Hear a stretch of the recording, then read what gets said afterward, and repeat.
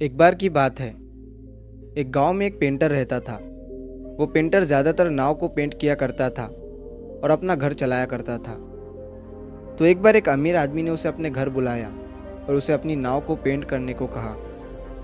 अब पेंटर ने पेंट लाकर उसने उस नाव को पूरी तरह से पेंट कर दिया, जैसा कलर उस नाव के मालिक ने उसे बताया था।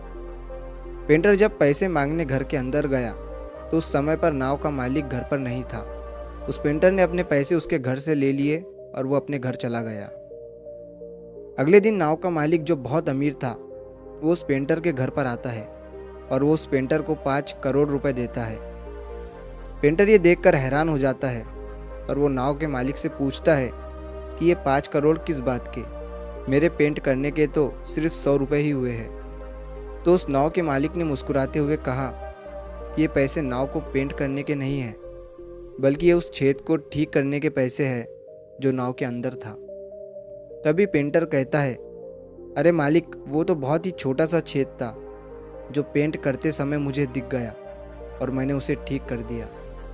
उस छोटे से छेद के लिए इतना पैसा, मुझे ये ठीक नहीं लग रहा है। तभी नाव का मालिक कहता है कि तुम मेरी बात को समझे नहीं, मैं तुम्हें पूरी बात समझाता हूँ। कल जब मैंने तुम्हें नाव को पेंट करने को कहा, तब मैं जल्दबाजी में तुम्हें ये बताना भूल गया कि उसमें एक छोटा छेद भी है, उसे भी ठीक कर देना। और जब तुम उस नाव को पेंट करके अपने घर चले गए, तब पेंट सूखने के बाद मेरे बच्चे उस नाव को समंदर में लेकर नौकायन के लिए चले गए और उस समय मैं घर पर नहीं था।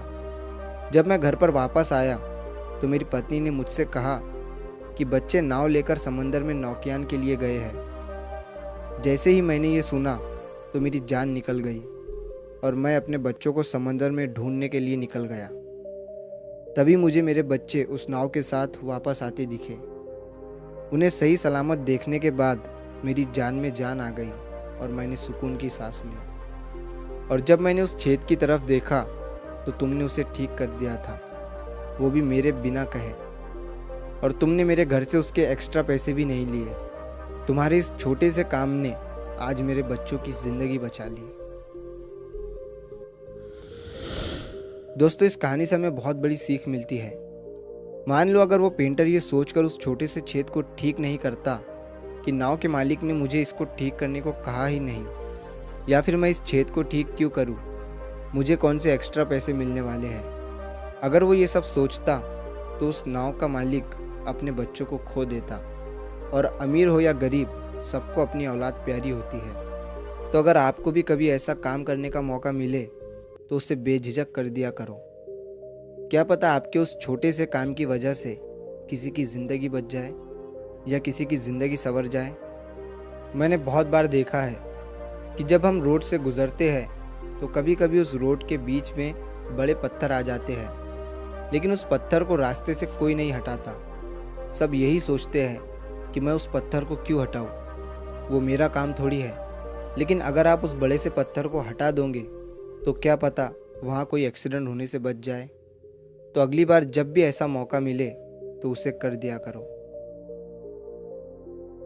तो अगर आप इस वीडियो को और भी लोगों तक पहुँचाना चाहते हो तो इस वीडियो को लाइक करो, ताकि YouTube इस वीडियो को और भी लोगों तक पहुँचाए। और अगर कहानी अच्छी लगी हो तो चैनल को सब्सक्राइब ज़रूर करिए।